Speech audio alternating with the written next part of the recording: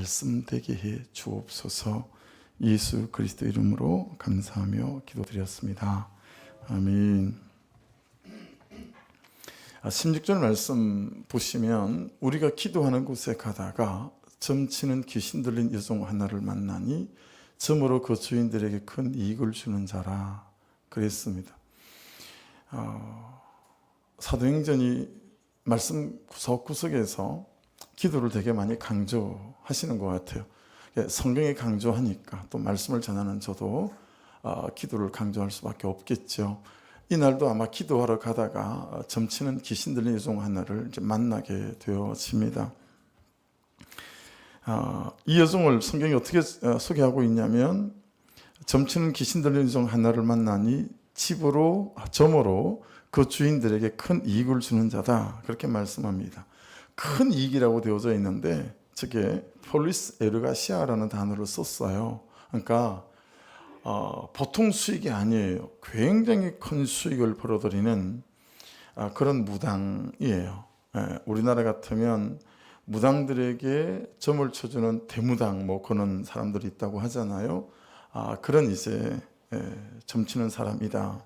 근데 이 귀신 들린 여종이 하루 종일 졸졸 바울과 그 전도 일행들을 따라다니면서 사람들을 향하여 소리를 치는 거죠. 17절 같이 읽어보십시다. 이 사람들은 지극히 높은 하나님의 종으로서 구원의 길을 너에게 전하는 자라 하며, 언뜻 보면 바울 사도와 또 전도 일행들을 돕는 것처럼 여러분 보이지만 사실은 그렇지가 않아요. 우리가 영어 표현 방식에 정관사 쓰는 표현 방식이 있죠. 그래서 지구 하나밖에 없으니까 정관사 더를 붙이게 돼 있죠. 그래서 더 선, 또 더 문, 달도 하나밖에 없잖아요. 이 지구에. 이 하나밖에 없는 유일한 것들을 말할 때는 앞에 정관사 더를 붙이게 되어져 있습니다. 헬라에도 보면 정관사가 있거든요. 그래서 유일한 것이라고 말할 때는 영어 표현처럼 앞에 정관사를 붙이게 되어져 있습니다. 그런데 이 영어 성경 그리고 또 헬라 성경을 보게 되면 이 정관사를 붙이지 않았어요. 자막을 보시면 이 사람들은 지극히 높은 하나님의 종으로서, 그리고 헬라 정관사를 쓰고 구원의 길을 너에게 전하는 자라 하며, 이렇게 이제 말이 돼야 맞는데 이 원문에 정관사를 쓰지 않았다라고 하는 겁니다. 그러니까 사실 이 귀신 들린 여종이 말한 말의 정확한 의미는 이렇게 됩니다. 바울과 그 일행들이 말하는 이 구원도 구원이기는 하다. 바울과 그 일행들이 말하는 이 구원도 세상에 있는 많은 구원 중에 하나다. 구원이 꼭 예수에게만 있냐? 돈에도 구원이 있고, 부처에게도 구원이 있고, 성공도 구원을 주고, 의학이나 과학도 구원을 주고, 이슬람교도 구원을 주지 않느냐? 바울과 그 일행들이 말하는 이 구원도 그 수많은 구원 중에 하나일 뿐이다 라고 돌아다니면서 바울 앞에서 그리고 일행들 앞에서 세상 사람들에게 말했다라고 하는 것입니다. 그러니 사실은 유일한 복음, the only gospel이 아닌 거죠. 유일한 구원, the only salvation이 아니에요. 유일한 신앙, the only faith, 이 전하고 있는 바울 사도 앞에서 복음을 물타게 하고 있는 거다라고 하는 거죠. 그렇게 보면 바울과 그 일행들이 만난 이 귀신 들린 여종은요, 저와 여러분도 날마다 만나요. 사실은 바울과 그 일행들이 만난 귀신 들린 여종은 한 명이잖아요. 우리가 만나는 귀신 들린 여종은 수십, 수백, 수천, 수만의 모습으로 각처에 널려 있다라는 것입니다. 이 귀신 들린 점치는 여종은 가는 곳마다 다른 모습으로 이 시대를 살아가는 우리에게 이렇게 말합니다. 구원이 성경에만 있는 것이 아니다.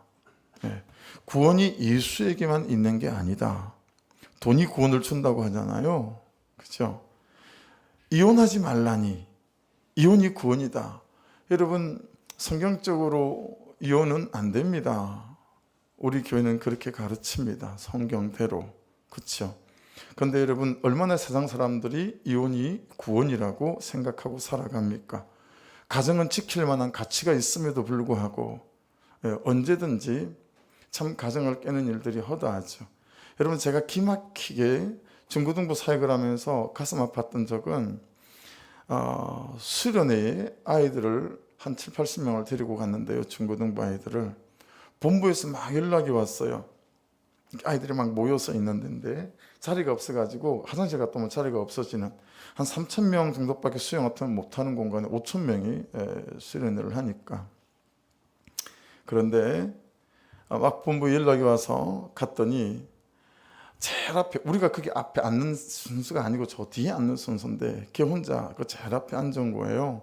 원래 우리 교회를 다니는 애가 아니고 좀 같이 데리고 와줬으면 해서 우리가 데리고 간 아이였었어요. 중학생이었는데 그 제일 앞에 앉았는데 아이가 거기서 똥을 싼 거예요. 네. 근데 똥이 그냥 막 흘러내리는 똥이에요. 그러니까 주변에는 애들이 아무도 뭐 있질 않는 거죠. 걔를 데리고 화장실로 나오는데 그냥 바지에서 계속 변이 흐르지 않겠어요, 그죠? 홍해가 갈라졌어요, 그냥 홍해가 갈라졌어. 걔도 수치스럽고 데리고 나가는 나도 수치스럽고, 그리고 막 선생님들이 와가지고 거기를 3번 4번 닦아도 거기를 아이들이 앉질 않아요. 냄새가 나서. 걔 닦아가지고 말이에요. 그래서 집회가 시작됐는데, 여러분 사실은 그 아이를 알고 보니까 이런저런 상처가 너무 많은 거예요. 부모가 이혼한 상처도 있고, 그러면서 제대로 부모로부터 케어를 받지 못했어요. 그러니 여러분, 상처받은 사람은 있잖아요. 속을 들여다보면 참 맘못한 고민들이 있어요. 그러니 여러분, 항상 상처가 있는 사람들에게 우리가 판단과 정죄보다 잘 받아낼 수 있는 은혜가 있기를 주의 이름으로 축복합니다. 그러니 여러분, 이혼이 구원이라고 생각하는 게 얼마나 성경적으로 잘못됐고 참 가정은 지킬 만한 가치가 있는 거다라고 하는 거죠. 신결혼, 믿는 사람끼리 결혼한다. 여러분, 이거 마음이 가고 감정이 가고 몸이 가는 대로 사는 것이 요즘 세대들은 구원이라고 생각하지 않겠습니까? 그러니 이 귀신 들린 여성의 정확한 정체가 사실은 이렇습니다. 이 점치는, 피돈이란 이 단어는요, 그리스 신화에 보면 아폴로 아시죠? 아폴로가 죽인 뱀의 이름이 이 피돈, 점치는이에요. 그러니 에덴 동산에 나타났던 뱀의 형상으로 나타났던 사단과 거의 유사한 맥락인 거죠. 점치는 푸돈의 또 다른 뜻은 복화술을 하는 사람이에요. 복화술 하는 분들 보셨죠? 옆에서 인형을 세워놓고 아무 입술도 꼼짝하지 않는데 이 인형이 막 말을 하지 않습니까? 그래서 이 피돈, 점치는 이 단어를 이 복화술을 하는 사람이라고도 이 단어를 함께 쓴다라고 하는 거예요. 여러분, 왜 이 복화술사와 피돈, 이 뱀, 이런 말을 같이 쓸까요? 말로 사람을 속이기 때문에 그래요. 진리가 아닌 딴소리를 말하기 때문에 그렇고, 예수가 아닌 사람의 소리를 만들어내고 복음이 아닌 세상의 소리에 혹하게 하지요. 성령이 아닌 내 감정의 소리를 듣게 만들고 말씀이 아닌 내 정욕의 소리를 듣게 합니다. 해서 진리에 순종하지 못하게 하는 것은 물론이고요, 진리가 무엇인지 헷갈리게 만듭니다. 진리가 무엇인지 헷갈리게 만들어요.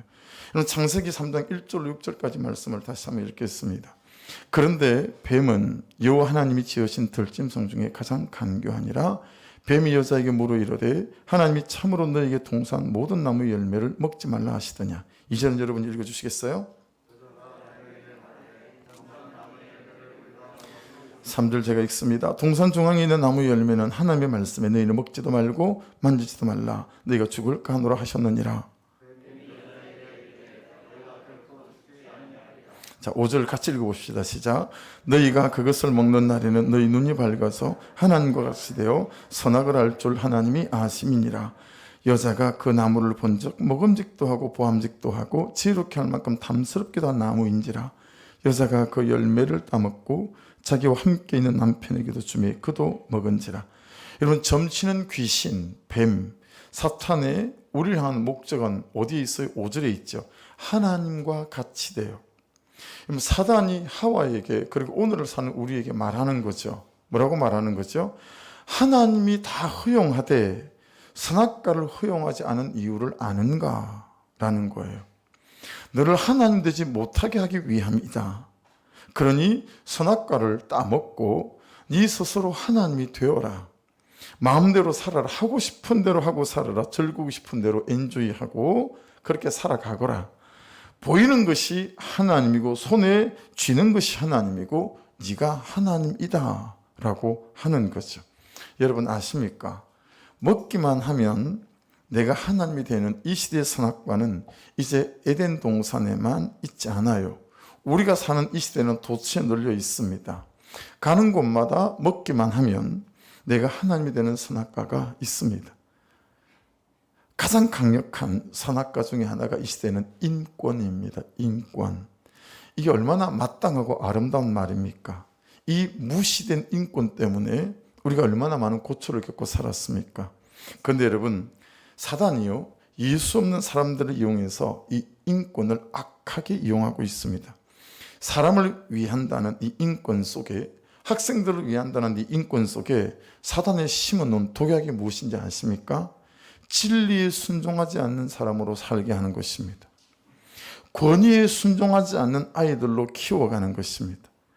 여러분, 아무리 잘 키워보십시오. 좋은 대학을 나와보십시오. 결국은 인권이라는 이름으로 도무지 부모의 권위나 선생님들의 권위에 순종하지 않는, 성경의 말씀에 진리에 순종하지 않는 아이들로 요즘은 남게 된다라고 하는 거예요. 여러분, 요즘 아이들이요, 성경적 권위에 순종하지 않습니다. 말씀의 권위에 순종하지 않고요, 부모의 권위에 순종하지 않죠. 선생님의 권위에 순종하지 않습니다. 서울 시내에 있는 초중고 모든 학교에는 인권이라는 이름으로 이제 남자 화장실, 여자 화장실이 없어져요. 그걸 붙이질 않아요. 예. 그것도 차별이라는 거예요. 동성연애자들, 소수 성애자들 때문에. 예. 코로나 이후에 유럽 사회에 공포가 또 퍼지고 있는 게 원숭이 두창입니다. 원숭이 두창. 이거 영국의 동성애자들로부터 시작된 거거든요. 원래 60, 70년대 아프리카에 있는 거긴 했지만, 근데 여러분, 우리나라 언론에요, 동성애는 쏙 빼고 그냥 다른 얘기만 합니다. 왜 그럴까요? 성차별이라는 거예요. 동성애자들한테 대한. 이 시대는 죄를 죄라고 말하지 못하는 시대에 우리가 살고 있어요. 진리를 진리라고 말하지 못하는 시대에 저와 여러분이 살아가고 있습니다. 아이들에게도 예의를 가르치지 못하는 시대에 살고 있습니다. 여러분, 사람 사는 도리를 가르치면 꼰대라고 합니다. 어른들이 오면 일어서야 한다. 우리 마땅히 배우고 자란 것 아닙니까? 제가 우리 아버지한테 배운 것 중에 하나가, 이제 옛날에는 축담이 있었어요. 마루가 있고 이제 축담이 있고, 그죠? 마당에서 축담이 올라서고 마루를 올라서잖아요. 그럼 항상 어른이 먼저 올라가면 어른 신발을 내려오실 때 신을 수 있도록 돌려놓고 내가 올라가야 된다고 했어요. 보신 분들이 있을지 모르지만, 저는 제가 내려가야 되는 공연은 뭐 집사님 올라왔든 목사님들 올라왔든 항상 신발을 바로 놓아드리고 내가 자리로 들어가요. 배우기를 그렇게 배웠어요. 요즘 애들한테 그렇게 말해 보십시오. 꼰대라고 그래요. 시대에 맞지 않는 말이라고 해요. 아이들에게 사람 사는 도리를 가르치기 어려운 시대가 됐고, 예의 범죄를 가르치기 어려운 시대가 되어졌어요. 진짜 하나님의 은혜 없이는 아이들을 가르칠 수 없는 시대가 되어져 갔습니다. 여러분, 저하고 여러분하고 정말 말씀을 따라가면서 말씀 안에서 진리를 잘 경험해보는 은혜가 있기를 주의 이름으로 축복합니다. 이 진리를 순종하는 사람들에게 무슨 일이 일어나는지 여러분 경험해서, 그 진리를 순종해감으로 경험된 우리의 삶이 우리의 자녀들에게, 우리의 청년들에게 여러분 간증이 되어지고, 그리고 그들에게 살아내는 말씀이 될 수 있기를 주의 이름으로 축복합니다. 자, 분명한 것은 우리의 마음에는 있다라는 거예요. 참 좋은 사람이고 싶다는 마음이 우리 마음에 있고, 참 감격이 있는 삶을 살고 싶다는 마음이 우리에게 있다라고 하는 것입니다. 근데 문제는 그 마음대로 사라지지가 않는 거예요. 저는 되게 좀 우둔한 사람이고 조금 더딘 사람이에요. 깨닫기는 깨달아도 이 깨달은 것이 마음으로 내려오는데 좀 시간이 좀 필요한 것 같고요. 마음으로 내려와도 이게 손과 발로 가서 내 삶으로 적용하는데도 적절히 시간이 걸리는 사람이다. 이런 걸 깨닫게 되었습니다. 여러분, 큐티를 하면서 지금 이쯤에서 제게 남은 결론이 있습니다. 한 몇 개월 전부터. 그것은 하나님을 사랑하는 것과 사람을 사랑하는 것 외에는 다른 게 없구나. 이게 큐티함에 제게 남은 결론이에요. 하나님을 더 깊이 사랑하는 것과 그리고 영혼을 더 깊이 사랑하는 것 외에는 다른 방법도 없고 이것보다 더 중요한 것도 없겠다. 이게 이제 말씀을 따라온 제 결론이에요. 그래서 최근 몇 달 동안 이 기도가 참지게 절박했습니다. 하나님을 더 사랑하고 싶습니다. 하나님 영혼과 사람을 더 사랑하고 싶습니다. 여러분, 사실은 우리가 목장을 하고 있고 큐티 목회를 하지만, 여러분, 제가 체질적으로 사람이 많은 데를 별로 많이 좋아하지 못하고, 그리고 몇시 앉아서 따박따박 얘기하고, 그랬구나, 이게 제가 좀 굉장히 약한 사람이에요. 그래가지고 목장하기 참 제가 불편한 사람인 거예요. 제가 어떤 식으로 좀 불편했냐면, 아니 지난주 만나서 3시간을 앉아서 그러더만 또 무슨 할 얘기가 저렇게 있을까? 또 3시간씩 2시간씩 내가 분명히 어제도 말 나누는 걸 봤는데 오늘 또 앉아서 그러고 있는 거예요. 그래서 저는 어떻게 표현했냐면, 이야 참 잘 노닥거린다, 이런 표현을 쓸 정도로 저는 그런 유형의 사람이 아니에요. 저는 일 시키면 일이 너무 좋아요. 일은 잘하는데 아이고 앉아가지고 미주알 고주알 이게 참 어려워요. 근데 여러분, 하나님 더 깊이 사랑하는 것, 영혼을 더 깊이 사랑하는 게 간절함이 되고 절박함이 되니까요, 그렇게 기도하지 않을 수밖에 없잖아요. 그렇게 되니까 이제 제가 그게 되어서 가는 거 있죠. 어제도 8시 우리 예배 준비 기도회를 마치고 제가 이런저런 집을 방문하는 그런 선물을 한 8개인가 9개를 들고 나간 게 8시 한 30분 됐나요? 25분쯤 됐나요? 그랬을 텐데, 한 집에 가가지고요, 거기서 그냥 시간을 한참을 보냈어요. 집이 6층인데 1층으로 내려와서 같이 1층에 벤치 앉아서, 그 집에 무슨 일이 좀 있거든요.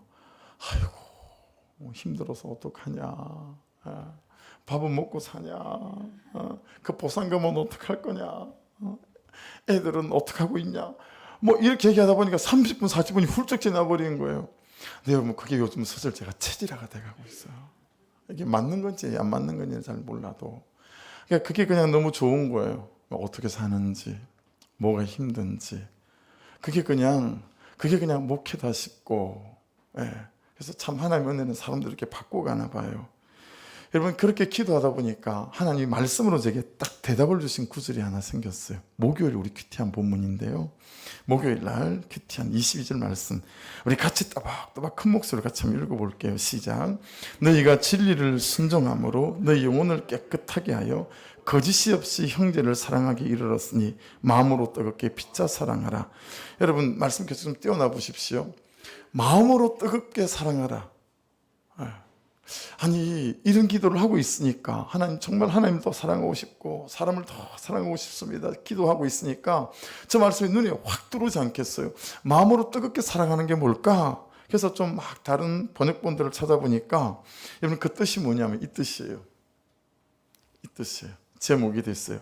삶이 거기에 달렸다 생각하는 것처럼 사랑하라는 거예요.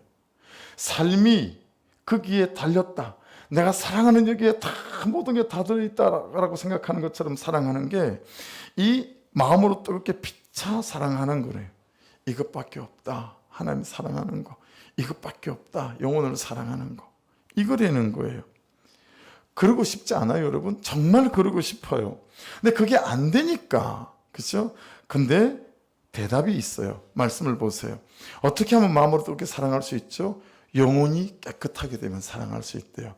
확 깨달아지지 않아요? 여러분, 영혼이 깨끗하면 사람이 판단이 안 됩니다. 아멘이시죠? 영혼이 깨끗하면 옳다 그르다 비판과 정죄가 되지 않아요. 여러분, 영혼이 깨끗하면 그가 나보다 옳도다가 되어지죠. 들을 말을 들었습니다가 되어지고 있을 일이 있습니다가 되어집니다. 할렐루야.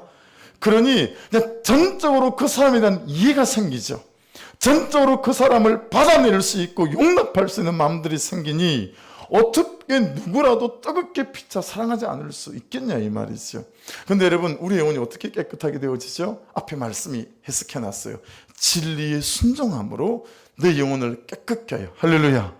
여러분, 진리의 순종에 가면 우리의 영혼이 깨끗하게 되어진답니다. 야, 이게 너무 그냥 말씀이 확 깨달아지고 그냥 마음 안에 들어오는 거예요. 그냥 일생을 붙들 놀라운 말씀을 만난 것 같아요. 여러분, 부탁이 있어요. 영혼을 사랑하는 대상에, 사람을 사랑하는 대상에 가장 먼저 여러분을 넣으시기를 주의 이름으로 부탁합니다. 여러분의 영혼을 넣을 수 있기를 주의 이름으로 부탁합니다. 자기 자신입니다. 내가 살아있어야 그를 살릴 수 있기 때문입니다. 여러분, 남편이 성령 충만하고 은혜 충만하면 아내를 살릴 수 있고요, 아내가 성령 충만하고 진리가 충만하면 남편을 살릴 수 있다 확신합니다. 부모의 책임은 은혜로 성령으로 충만해 있어야 하는 것입니다. 그러면 우리의 자녀들을 받아낼 수 있습니다. 끝까지 받아낼 수 있습니다. 할렐루야. 내 영혼을 사랑하고 내 삶을 사랑하고 나라는 사람을 사랑하는 가장 좋은 사랑이 무엇입니까? 내 삶이 크게 달렸다 생각하는 것처럼 진리에 순종해보는 몸부림이다 라고 말씀하고 있습니다. 이때 세상이 줄 수도 알 수도 없는 그 형용할 수 없는 기쁨이 우리의 심령 안에 부어지게 되었습니다. 언제 우리는 받아내는 사람이 될 수 있을까요? 한 주 동안 여러분 좀 받아내시면서 사셨습니까? 언제 우리는 받아내는 공동체가 될 수 있을까요?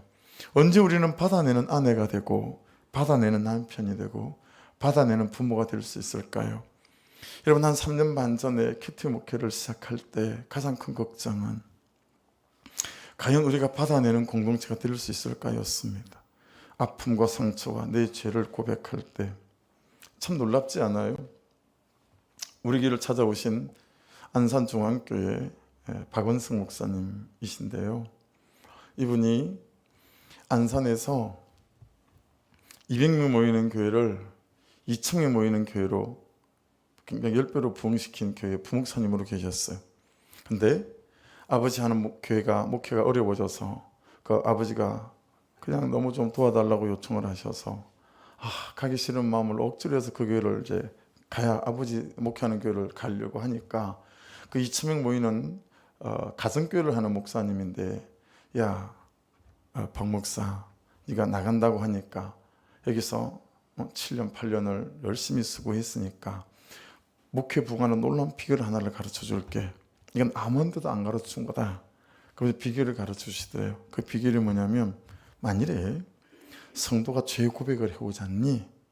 이런저런 상처 이런 걸 고백해 오잖아. 그럼 절대 상담을 받지 마라.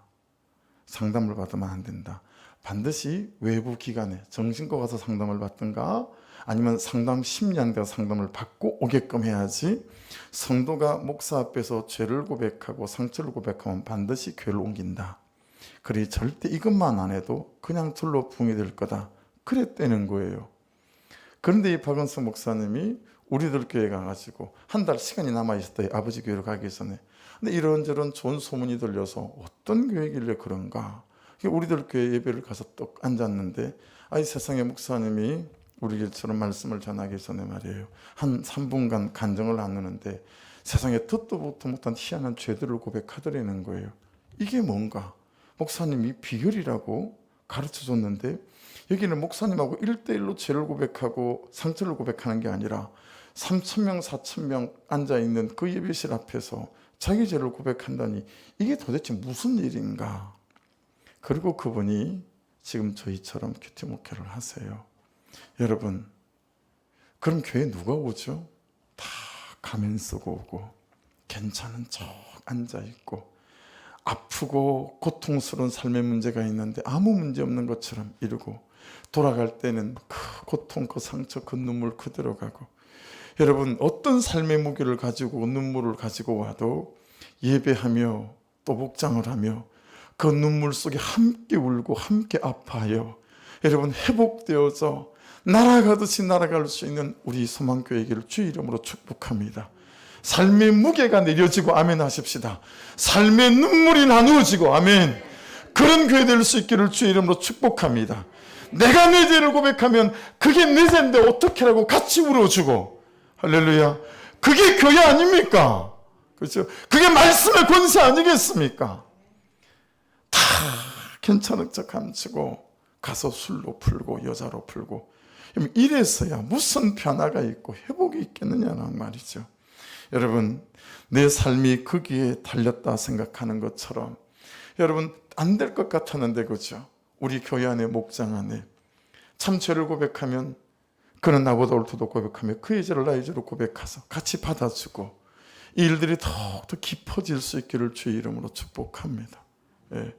여러분 16절을 보십시오. 우리가 기도하는 곳에 가다가 18절 이같이 여러 날을 하는지라 25절 한밤중에 바울과 실라가 기도하고 여러분 특별히 18절 말씀이 여러 날을 하는지라 이건 사실은 기도한 건 아니죠.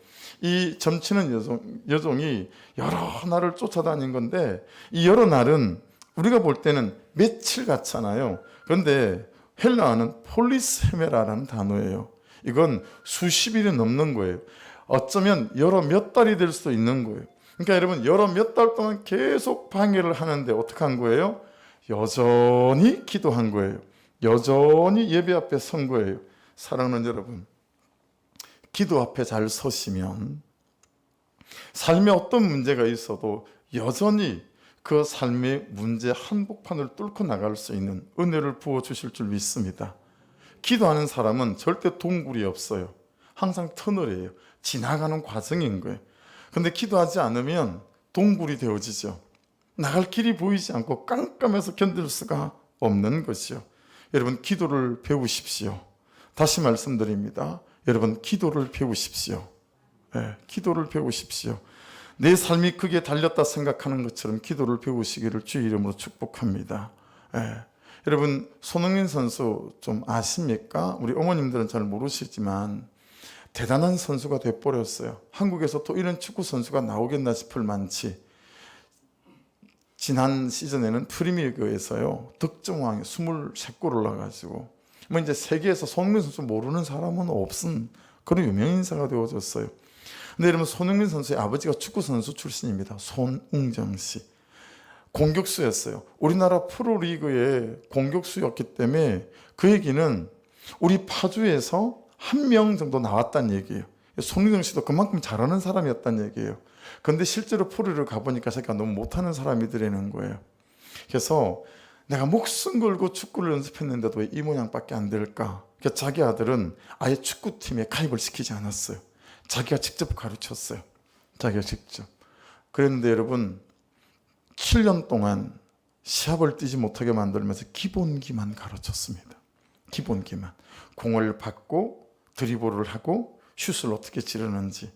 그리고요 양말을 꼭 왼쪽부터 신게 만들었어요. 왜냐하면 축구는 왼발을 잘 써야 한답니다. 근데 다 오른발이니까 축구화도 왼발부터 신게 만들고 바지 입을 때도 왼발부터 발을 넣게 만들고 지금 세계에서 오른발 왼발 다 잘 쓰는 제일 유명한 선수가 손흥민 선수죠.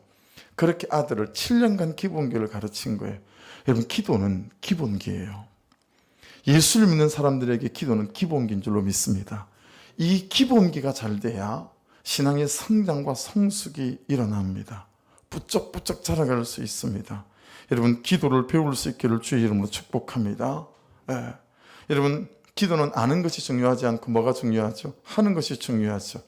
그런데 여러분 조금 색다른 얘기를 드리려고요. 여러분이 왜 기도를 안 하는지 아십니까? 제가 고민을 많이 했어요. 그리스도인들이 왜 기도를 안 하는지 아십니까? 이 단어 하나 선택을 막 수십 번을 갈등을 해요.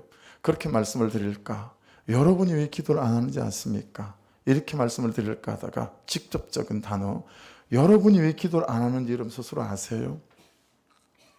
기도를 해봤기 때문에 그래요. 기도를 해봤는데 기도가 별 볼 일 없었기 때문에 그래요. 여러분 놀랍게도 신앙생활을 포기하는 많은 이유가 기도 때문이라는 거 아십니까? 나이와 신앙의 연령과 관계가 없습니다. 하나님께 기도했는데 아무 일도 없었다라는 거예요. 기도했는데 남편이 안 돌아왔어요. 기도했는데 자식이 안 돌아오고 기도했는데 병이 낫질 않았어요. 기도했는데 여전히 가난하고 기도했는데 변하는 게 없어요. 기도했는데 나아지는 것도 없고 달라지는 것도 없어요. 해서 여러분 기도 안 해본 사람은 기도해야 되겠다라고 생각하는데요. 기도 좀 해본 사람은 기도할 마음이 별로 없어요. 이게 신앙생활에 얼마나 지대한 심각한 문제를 야기시키냐면 두 가지예요. 하나는 하나님은 정말 살아계신가에 대한 의심과 질문을 하게 만듭니다. 그래서 이건 여러분 굉장히 세밀하게 공격적으로 잘 다루셔야 합니다. 두 번째는 하나님이 보실 때 내 삶이나 나 같은 사람은 기도를 들어주실 만하지 못한가 보다라고 생각하게 만듭니다. 정성이 부족하구나 이렇게 느끼는 거죠. 내 삶이 되먹지 않아서 기도를 들으시지 않으시는가 보다 생각하게 합니다. 은혜는 온데간데 없고 은혜를 기복적인 행위와 공로주의로 바꿔가지고 치환해서 하나님을 믿는 것이나 부처를 믿는 것이나 동일하게 만들어 버리는 거예요.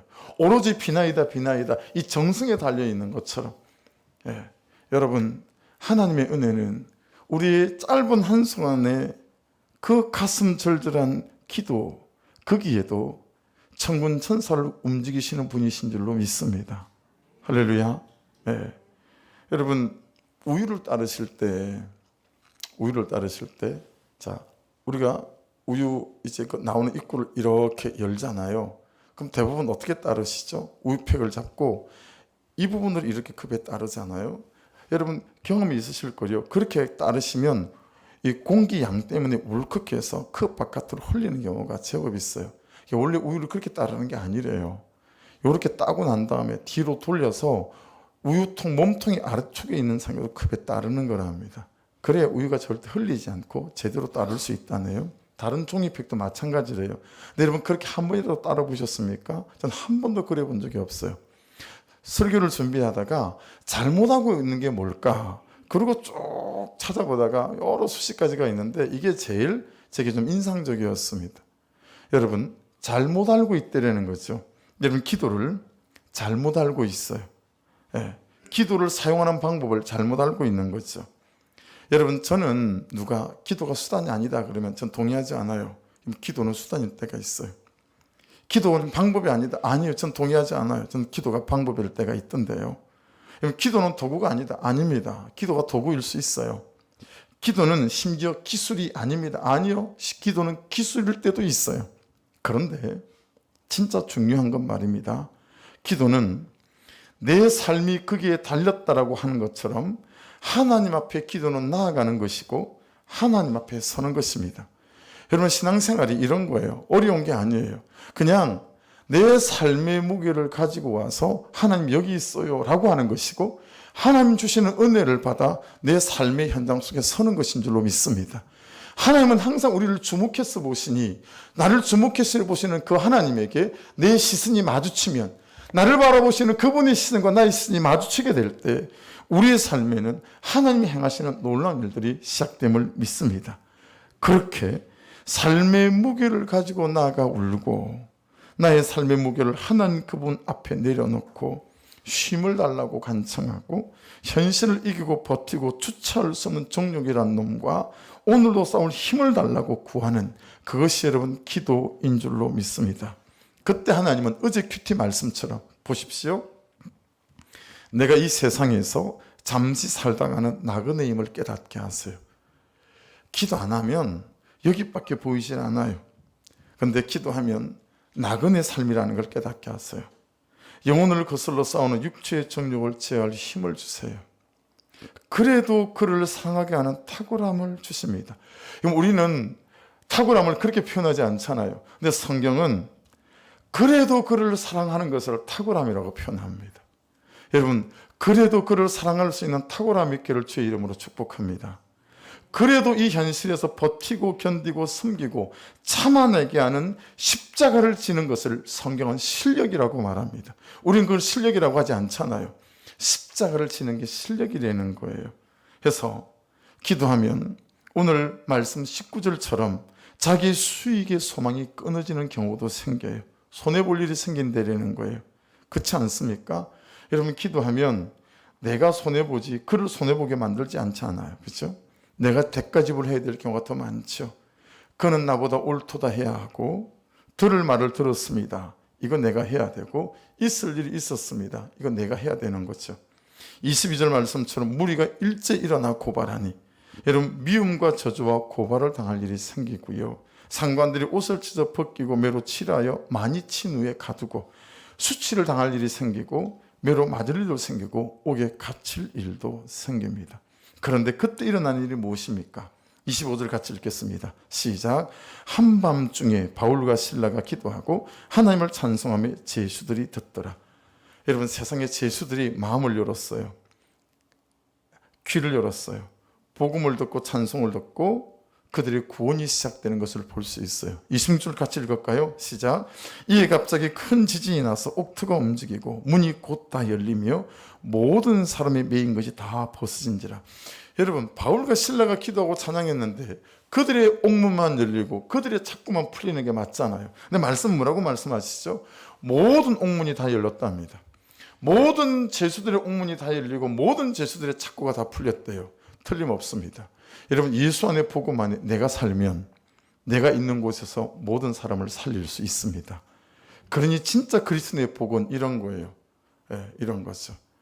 교회 와서 또는 어디 직장에서 자, 줄 한번 서보십시다. 무슨 줄이죠? 나 때문에 예수 믿고 구원받은 사람, 나 때문에 상처가 회복된 사람, 줄 한번 서보십시다 했을 때 여러분 뒤에 10이 줄을 쓰고 20이 줄을 쓰고 50이 줄을 쓸 수 있는, 이게 그리스도인의 참 삶이요 진짜 복인 줄로 믿습니다. 저와 여러분의 인생이, 여러분 줄 한번 서보십시다 하면 앞을 닫고 수십 명씩 줄을 설 수 있는 참 그리스도인의 복된 삶이 될 수 있기를 주 이름으로 축복합니다. 여러분, 하나님의 뜻이 어디 있었죠? 점치는 귀신 들린 여종이 귀신이 떠나가고 구원을 받는 것이 있었어요. 감옥에 갇혀 있는 모든 죄수들이 복음을 듣고 예수를 믿고 구원을 받는 데 있었습니다. 내 삶이 그게 달렸다 생각하는 것처럼 하나님 앞에 서는 사람들에게는 내가 사는 것뿐만 아니라 모두를 살리는 삶으로 우리가 초대받았다라고 하는 것입니다. 금요일 큐티 본문인데요. 9절 10절을 같이 한번 읽겠습니다. 시작. 그러나 너희는 택하신 족속이요 왕같은 제사장들이요 거룩한 나라요 그의 소유가 된 백성이니 이는 너희를 어두운 데서 불러내어 그의 귀한 빛에 들어가게 하시니 아름다운 덕을 선포하게 하려 하심이라. 10절 같이 읽습니다. 시작. 너희가 전에는 백성이 아니더니 이제는 하나님의 백성이요 전에는 긍휼을 얻지 못하였던 이제는 긍휼을 얻은 자니라.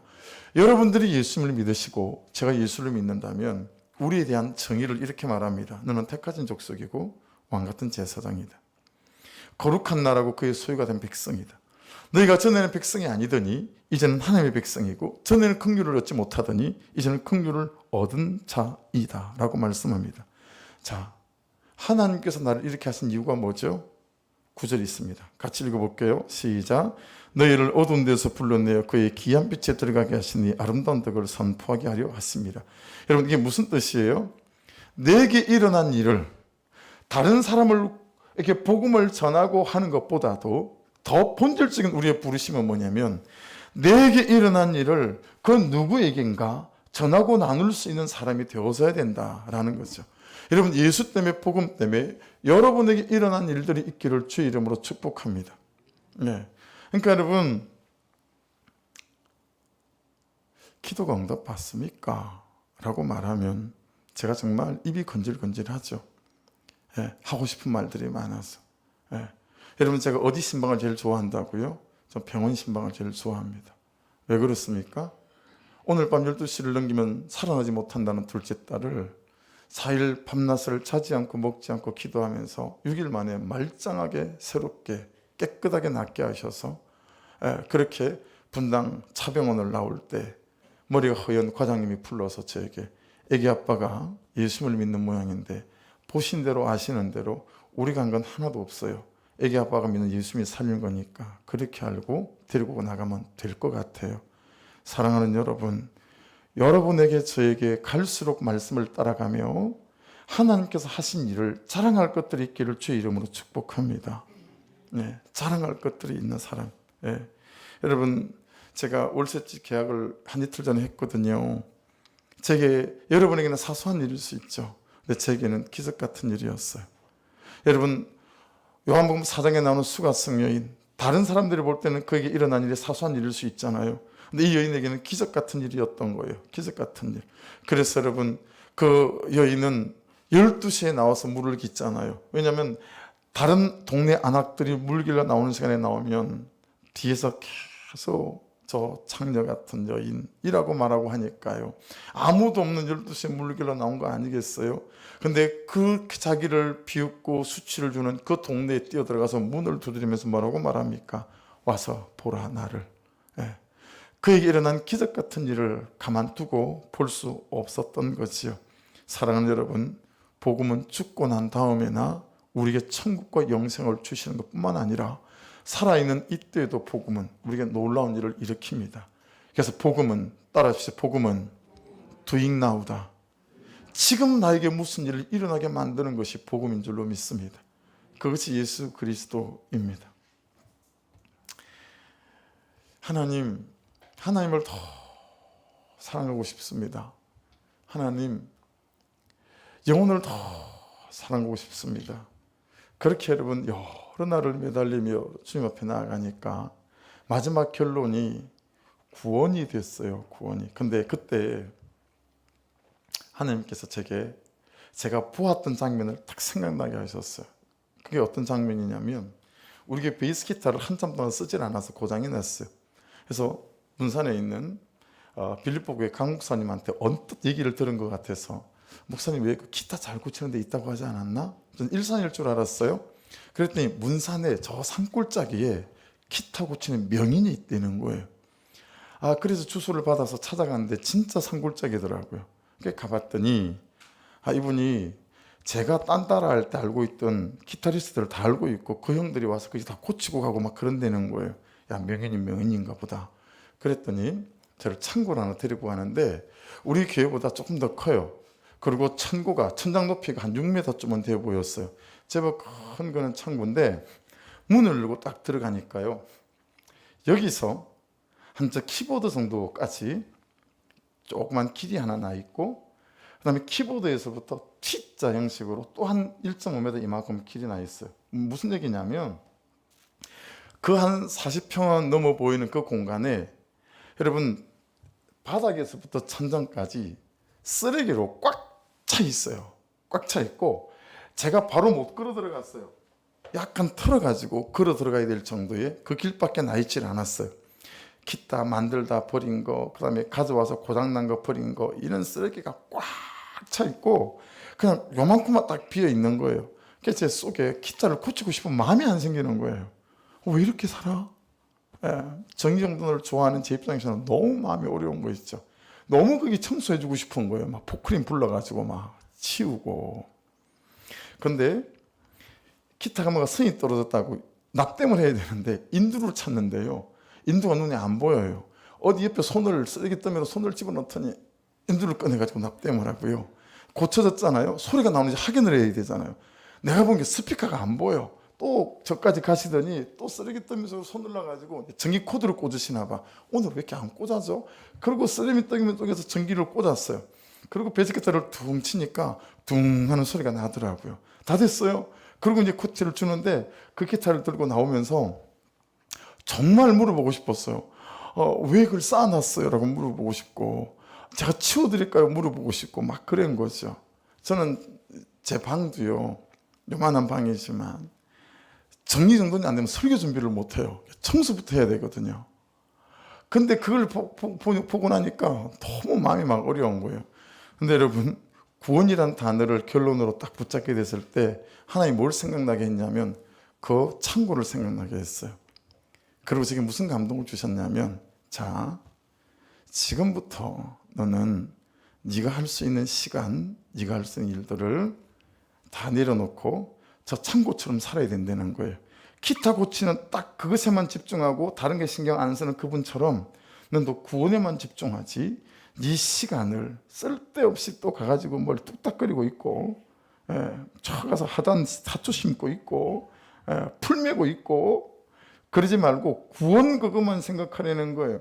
저한테는 이게 너무 어려운 일인 거예요. 하나님, 그래도 청소는 하게 해주십시오.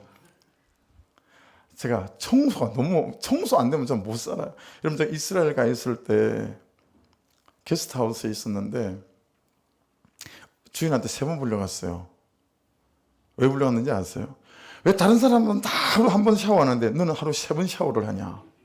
이스라엘이 얼마나 물이 귀한데, 너 3번 샤워할 거면 돈도 내라. 그래서 주인 몰래 샤워 한 번 더 하느라고. 깨끗해야 되는 거예요. 저는 하여튼 뭐 잘났든지 몰랐든지 하여튼 깨끗해야 되는 거예요. 근데 그런 저한테 하나님이 그 3년을 딱 생각나게 하시면서, 자, 구원만 집중해라.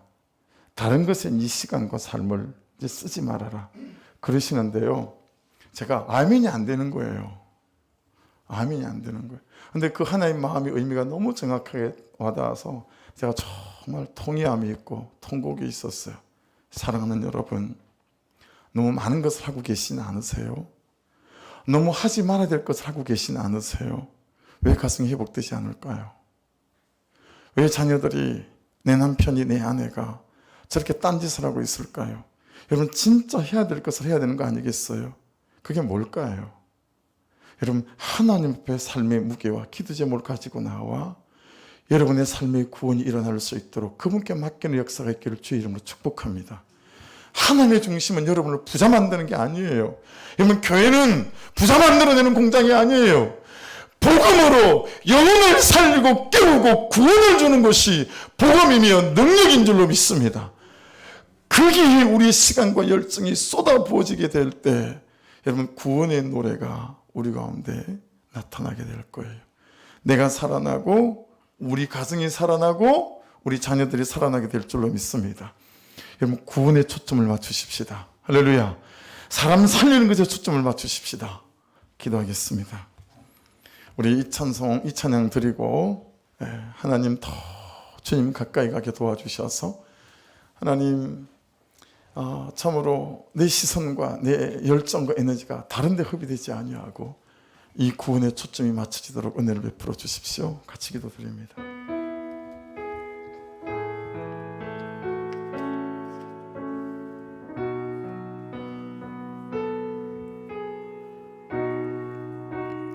내 주를 가까이,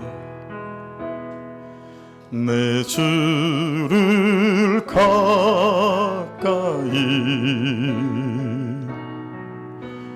더욱 가까이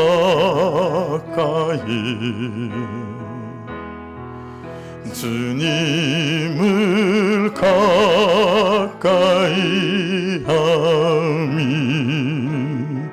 내게 복이라. 내 평생 소원은, 내 평생 소원이 영원한 주의 나라 안에 사는 것. 아멘. 내 주를 가까이 더욱 가까이 주님을 가까이 함이 내게 복이라. 내 주를 가까이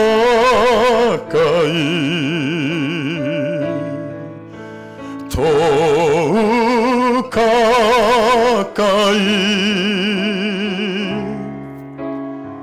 주님을 가까이 함이 내게 복이라. 우리 믿음으로 선포하십시다. 더욱 가까이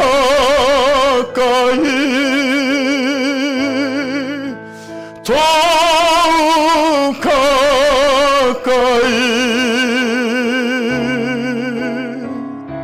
주님 앞에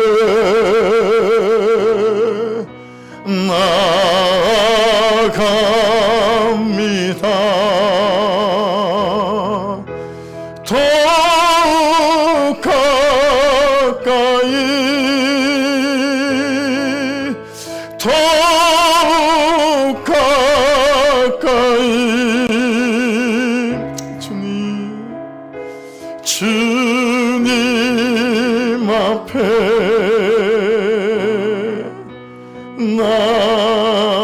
나아감. 같이 기도하고 싶습니다. 우리 불 느끼면 소동 좀 해주시겠어요? 간절함으로 주님, 문제가 그것인데 그 문제에는 마음과 시간을 들이지 않고 자꾸 딴 곳만 쳐다보고 있습니다. 내 영혼이 성령으로 충만해지고 은혜로 충만해지는 여기서부터인데, 내가 살아가는 여기서부터인데, 아버지 자꾸 딴 곳에만 그것 때문에 그런 것처럼 그렇게 살아가고 있습니다. 하나님, 내가 힘듭니다. 외롭습니다. 곤고합니다. 가면 쓰고 살고 위선을 부리며 살아갑니다. 괜찮은 척하고 살아갑니다. 오늘 이 시간 나를 불쌍히 보시고 나를 긍휼히 보시고 살려 주시옵소서. 내 영혼의 새를 허여 주시옵소서. 내 마음에 새 마음을 부어 주시옵소서. 성령 하나님 오셔서 나의 구원이 이 가정의 구원으로 아버지 시작되게 하여 주시옵소서. 우리 주여 한번 부르고 기도드립니다. 주여, 주여, 주여.